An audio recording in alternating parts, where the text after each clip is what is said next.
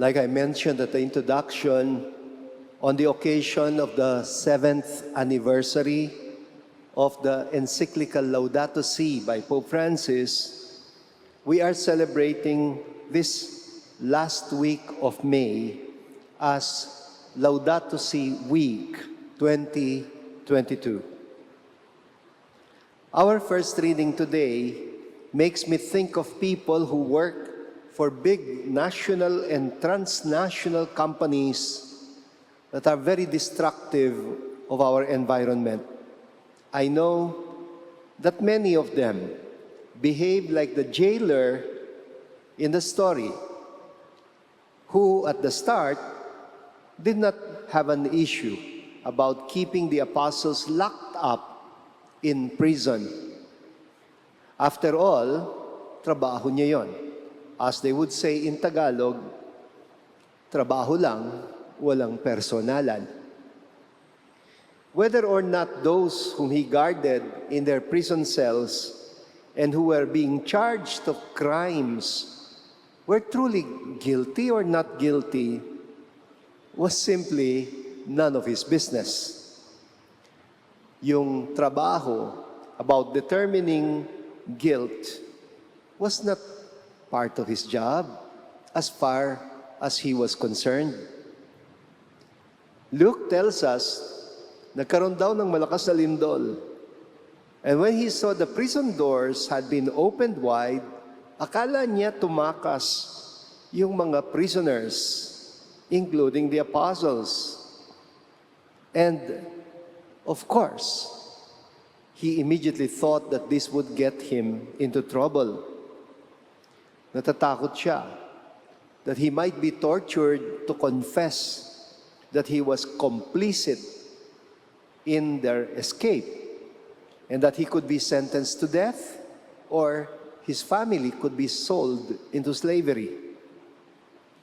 Sabi ni St. Luke, the man, the jailer, was about to kill himself when Paul and his companions came out in the light and stopped him. And they presented themselves to him. And the funny thing is, after he saw that the apostles did not escape, even when they had every opportunity to do so, parang nakonbinse siya that these men truly cared for his welfare. And now suddenly, he was not even afraid anymore to get into a more serious trouble. Not only does he lead them out of jail, he even welcomes them to his home. He nurses their wounds and feeds them. And then he allows himself to be baptized by them. I have a feeling that that was his last day of work as a prison guard. In the same way, I am sure there are many people of goodwill who just happen to find a job with a company that is involved, for example, with destructive methods of fishing, a la Muro Ami, or illegal logging, or the transporting of hazardous wastes to poorer countries, or the operation of landfills that are called sanitary, but which function more like dignified dump sites. And we can learn a lesson on how to get them on our side, the way St. Paul had succeeded in getting the jail guard on his side. We can also get the abusers of environment on our side. And it is part of our evangelizing work. May narinig akong kwento about a woman who died in a landslide caused by an irresponsible mining company that happened to be operating in their barangay. And you know, this woman could have gotten married to her boyfriend, but Her involvement in the anti-mining advocacy was causing some tension between them kasi yung lalaki was working for the mining company. Pagkatapos nung trahedya na kinamatay ng girlfriend niya, the man left his job kahit mataas ang sweldo. And he also became a staunch advocate against irresponsible mining.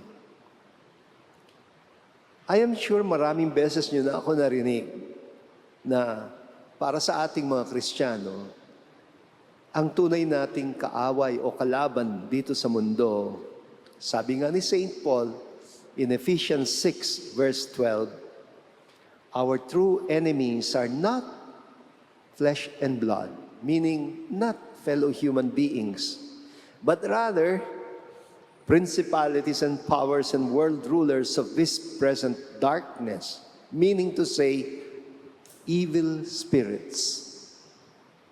This is what Jesus is also saying in our gospel today. He says, when the Holy Spirit comes, He will convict the world in regard to sin, righteousness, and condemnation. Gustong-gusto ko yung image ng Espiritu Santo as an advocate. Or to use a more familiar term in Tagalog, na galing naman sa Kastila, abogado. Ang Espiritu Santo pala'y abogado. Why? Because His role is to defend us against the evil one, against Satan, who is described in biblical tradition as the accuser. Jesus assures us that the Spirit is like a seasoned lawyer, yung tinatawag nating abogado de campanilla, who will convict the world in terms of condemnation because the ruler of this world, meaning Satan, has been condemned. Well, wala namang duda na guilty rin naman tayong mga human beings, lalo na kapag madalas nating makalimutan na hindi naman tayo nagmamay-ari ng sanlibutan, ng kalikasan, ng sangnilikha. We are not owners. We are mere caretakers. We are stewards. The biblical writer tells us that God daw, when He created the world, He made it a point to pause after each day of creating in order to assess the result of His work. For the first few days of creation, ganun nga yung ginawa niya. God looked at what He created and He saw that it was good. Paulit-ulit yon sa book of Genesis. And He saw that it was good. Pero, at the final day of creation, pagkatapos gawin ng Diyos ang tao, the biblical writer tells us, now God looked at everything that He had made, and He saw that it was very good. Aba, nung mga unang araw, good lang. Nung nandyan na yung tao, very good na. Bakit? Because in us, human beings, God has finally created not just an ordinary creature, but a co-creator, a fellow creator, someone who bears His image and likeness, someone to whom God would entrust everything.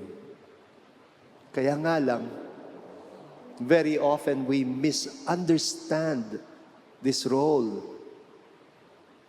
You know, the evil one has a way of getting us deluded about what God meant nung sabihin niya sa atin, have dominion over the earth. Have dominion over the earth. Parang yumayabang tayo. We are filled with arrogance, with hubris. Kapag nababasa natin yung linya dun sa Salmo 8, yet you have made us a little less than a God. You have crowned us with glory and splendor. You have made us Lord over the work of your hands, and you have subjected all things under our feet. Brothers and sisters, as we celebrate this final week of May 2022 as Laudato Si week, the week of care for creation, for our common home, sana naman you would find time to review this beautiful papal encyclical, one of the most important writings of Pope Francis, especially the Laudato Si goals. Pope Francis enjoins us to feel the groaning of creation as we allow the Holy Spirit to move us to reverse the destruction of nature caused by many centuries of environmental abuse and human greed. Let us beg the Holy Spirit, the Spirit Advocate, ang Espiritong Abogado, to defend us against Satan, who continues to hold nations, peoples, and business empires under his evil spell and causes them to play God. We beg the Holy Spirit to come among us also as an environmental advocate. We beg the Spirit to breathe on us and to renew the face of the earth through us. So I wish you all a happy Laudato Si week for the rest of these days of May.